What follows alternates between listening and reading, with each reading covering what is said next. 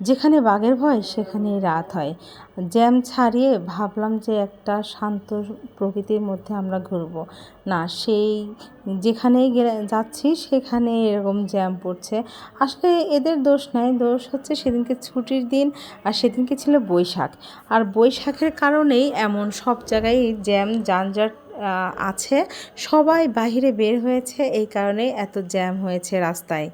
তবে সব সময় আমরা বাড়িতেই বৈশাখ পালন করেছি। যখন ভার্সিটিতে পড়তাম তখন অন্যরকম বৈশাখ পালন করেছি। মাঝখানে অনেক দিন বাসায় বৈশাখ পালন করেছি। তারপরে তো বৈশাখ পালন করা